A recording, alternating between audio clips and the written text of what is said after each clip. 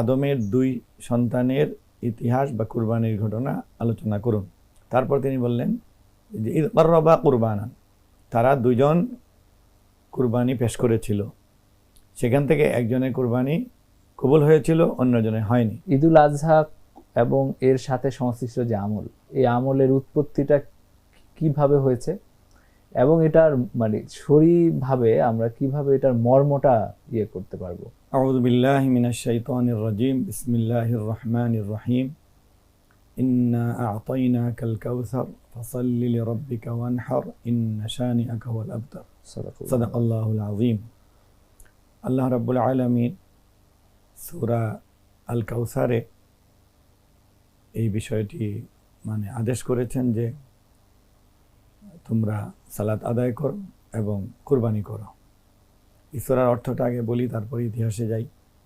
আল্লাহ নবীজিকে বলছেন যে ইন্না আ'তাইনাকা আল কাউসার, আমি নিশ্চয়ই আপনাকে আল কাউসার বা হাউজে কাউসার দান করেছি, সুতরাং আপনি সালাত আদায় করুন, কুরবানি করুন, আর আপনার নিন্দুকেরা নির্বংশ হবে। তো মুফাসসিরিন কেরাম বলেছেন যে এই সূরার মধ্যে সল্লি বা সালাতের যে আদেশ, এটা হলো সালাতুল ঈদুল আজহা, সালাতুল ঈদ বা সালাতুল ঈদুল আজহা, ঈদুল আজহার নামাজ। আর ওয়ানহার বলতে এই কুরবানি বা এই রক্তপাত, এটি হলো উদহিয়া বা এই মানে ঈদের দিনে কুরবানি। এখন কুরবানির আমরা যদি ইতিহাসের দিকে তাকাই তাহলে দেখব সর্বপ্রথম হযরত আদম আলাইহিসসালাতু ওয়াস সালামের দুই পুত্র শরীয়তের বিধানের আওতায় কুরবানি করেছিলেন। তাদের মধ্যে বিয়ে শাদী নিয়ে একটা দ্বন্দ্ব হয়েছিল। সেই দ্বন্দ্বে কোনটি সঠিক এটি বের করার জন্য আদম আলাইহিসসালাতু ওয়াস সালাম তার পুত্র কাবিল এবং হাবিলকে কুরবানি, অর্থাৎ নিজের প্রিয় বস্তু, নিজের অনেক পছন্দের বিষয় বস্তুকে আল্লাহর জন্য নিবেদন করতে বলেছিলেন। সেই ঘটনাটি আবার সূরা মায়েদায় এসেছে। সেখানে আমাদের নবীকে আল্লাহ বলছেন ওয়াতলু আলাইহিম নাবা আবনাই আদম বিল হক ইয কাররাবা কুরবানান ফাতুকব্বিলা মিন আহাদিহিমা ওয়া লাম ইতাকাব্বাল মিনাল আখার ক্বালা লাআকতুলান্নাক ইন্নামা ইয়াতাকাব্বালুল্লাহু মিনাল মুত্তাকিন।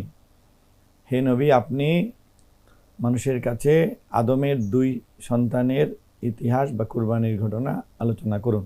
তারপর তিনি বললেন যে ঈদ কাররাবা কুরবানান, তারা দুজন কুরবানি পেশ করেছিল, সেখান থেকে একজনের কুরবানি কবুল হয়েছিল, অন্যজনের হয়নি।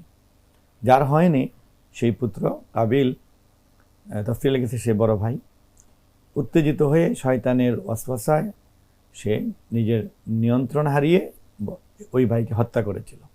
তো এর আগে বলেছিল লাআকতুলান্নাকা, আমি তোমাকে হত্যা করে ফেলব। তখন ছোট ভাই বলেছিলেন যে ইন্নামা ইয়াতাকাব্বালুল্লাহু মিনাল মুত্তাকিন, এটি অথবা আল্লাহ বলেছেন যে কুরবানি কেবল মুত্তাকিন বা পরহেজগার মানুষদের পক্ষ থেকে কবুল হয়। তো এটি হলো কুরবানির প্রথম ইতিহাস। মানে সেখানে